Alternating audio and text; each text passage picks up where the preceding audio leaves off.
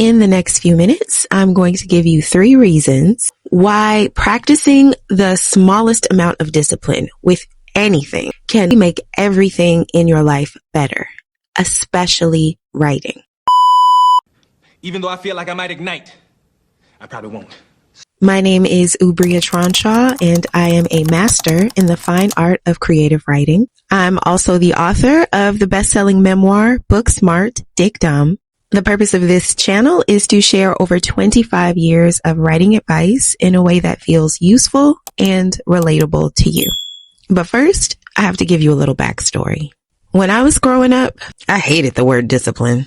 I hated it because it was the word my father used to justify treatment that was unjustifiable. In my house, discipline was always associated with punishment, torture, and pain, especially when it came to schoolwork and grades. My father made the idea of learning and studying and, trying a literal hell. Okay, well, maybe not a literal hell, but it was really bad. Did I not raise you for better? How many times have I told you you have to be what? Twice. What? Twice as good. Twice as good as them to get half of what they have. But the problem is, it's really hard to get good at something if you're afraid to fail at it, because you get scared that every mistake will be met with a direct threat. What? Say what again? Say what again? I dare you. I double dare you. So what happens is you become afraid to fail as a survival mechanism. The message your subconscious receives and acts upon is, I can't do hard things. Not because you can't, but because to do hard things is dangerous, because doing hard things always involves a amount of failure. The animal part of your brain thinks whatever the hard thing is too dangerous to even let you try, because if you try, you might fail. And your brain wants to protect you from failing because it thinks that failing is the ultimate danger. So the way your brain protects you is sabotage. It sabotages all your beginnings and all your middles, so you never get to the end. This looks like procrastination, confusion, inconsistency, which leads to insecurity, instability, and failure. I promise this is going somewhere that has to do with writing, okay? Let me cook. Okay, but do you see how what I just said can be an endless loop for your brain? Dare I say a trap? You're afraid of success because you're afraid to try in case you fail. So then you don't try and you fail anyway. So now you're stuck. You're confused, which means you're going to procrastinate, be inconsistent, feel unstable, and fail. I personally have been stuck in this loop for most of my adult life.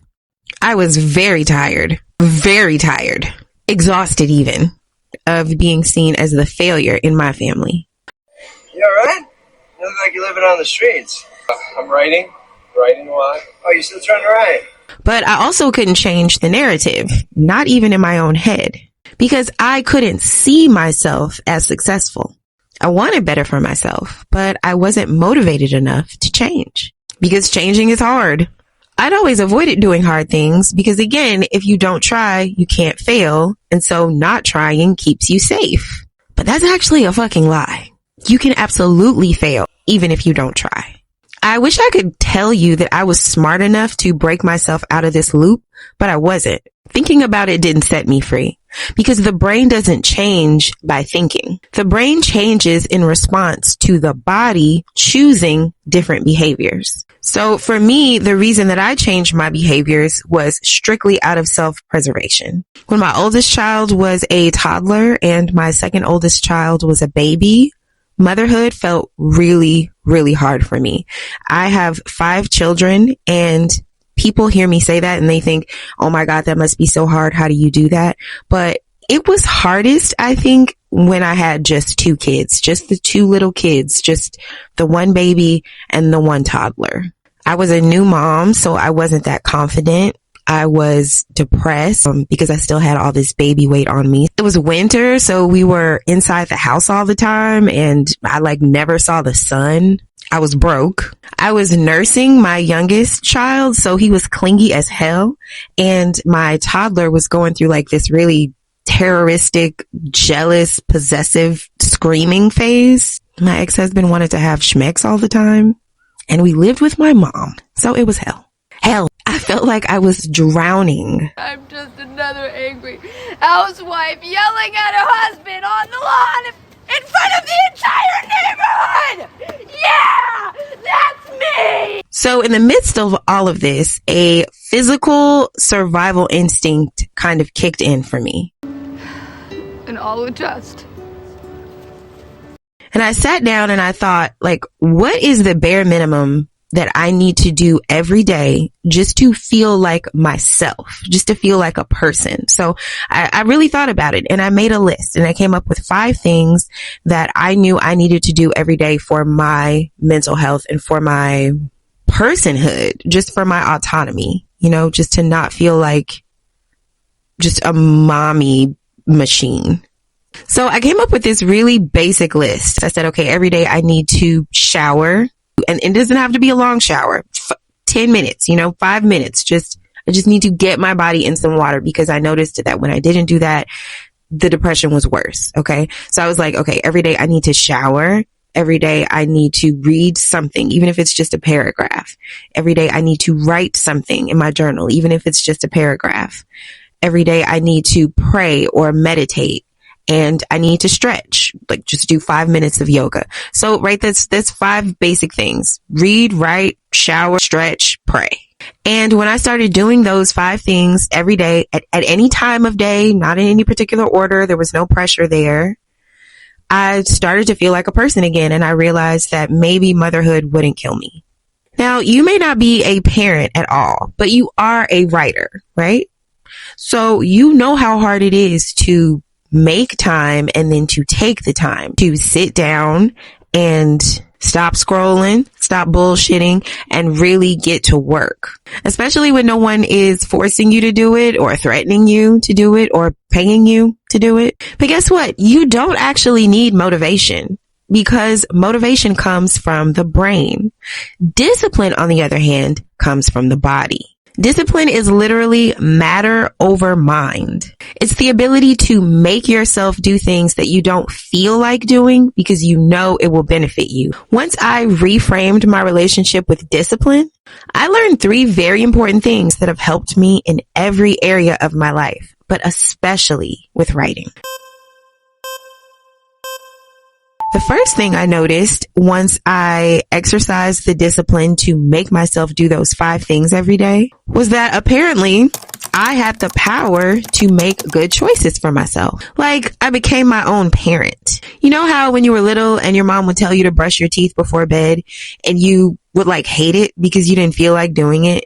But then when you got older, you realized that's actually a pretty good choice, and you were glad that you had the habit ingrained in you from a young age. See, when we're young, if we have good parents, we can trust them to make us do things that we don't want to do because they know that those things will be good for us. And even if you had bad parents, the cool thing about becoming older is that you get to become your own parent. You get to be a good parent to yourself. You get to make good choices for yourself. And over time, you get to see the benefit of those choices. So your brain stops resisting these changes so much because your brain is like, oh, actually, this turned out well for me. I made myself brush my teeth every night. And the last time I went to the dentist, I didn't have any cavities. Oh, shit. I did a hard thing and I got great results. Your brain learns that it doesn't need immediate gratification from its choices in order to believe that something can be good for you.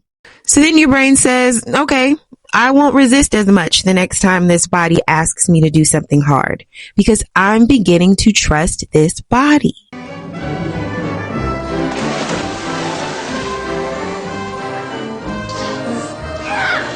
Yeah. And that's the second thing I noticed when I began to exercise discipline, was that I started trusting myself more. Trusting myself opened up a whole new world. Trusting myself actually created the opposite of the negative feedback loop that I explained earlier. See, because when you trust yourself, instead of feeling confusion about what to do next, you feel clarity. And when you feel clarity, instead of procrastinating, you become consistent. Then when you're consistent, you feel emotionally regulated because you know what's happening next. And so you don't feel like everything is outside of your control. And that actually brings a sense of relief. And that sense of relief creates stability and optimism. which leads to confidence. And confidence means that you're going to keep showing up and keep trying. And even if you experience failure, you trust yourself to get past it instead of letting it stop you. And the ability to keep trying even after failure inevitably leads to success. Okay, so once I experienced this positive feedback loop, I realized the third thing about discipline, which is it really doesn't take that much to feel successful. A little goes a long way. The 5 things that I made myself do, they probably took like 30 minutes total out of my entire day. Sometimes I took longer if I had the time, but in general, I kept it short. Because when your brain starts to feel successful, when it starts to feel confident, like it can do hard things, it doesn't know the difference between small goals or big goals. All your brain knows is that it did it and it's proud. There was this CEO on YouTube. I can't think of her name right now, but she definitely talked about this.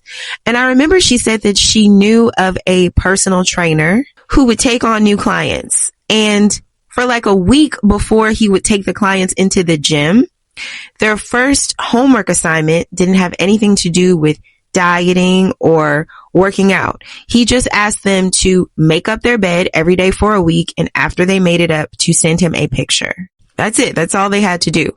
Because he wanted to give them an opportunity to feel successful before they even step foot into the gym or before they even change their diet at all. He wanted them to begin their endeavor already feeling successful, already feeling like they could do it. So the same goes for writing. The same goes for anything. You want to write more, you want to publish more, you want to finish your book, whatever it is. But when you think about it in its entirety, from beginning to end, it feels too hard. It feels too big. So since you failed to do this big thing, you already feel like a failure before you even start. But what about if instead of assigning yourself the task of finishing an entire book, you just assigned yourself the task of writing a paragraph every day? Every day, can you just write one paragraph? Now, it might feel like baby steps. Baby steps? It means setting small, reasonable goals for yourself, one day at a time.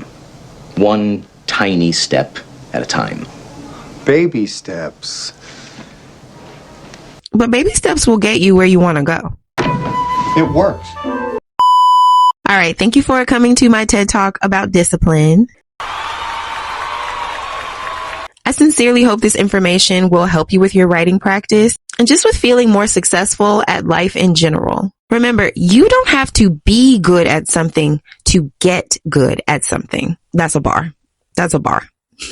That's a bar.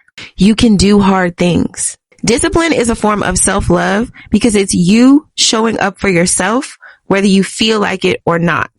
And eventually you'll be able to trust that no matter how you feel, you will get it done. And if you'd like to learn more about my father and my terrible childhood, nigga, as long as you in my house, you put a sir on the end of it when you talk to me. Yes, sir. Or how motherhood almost took me out,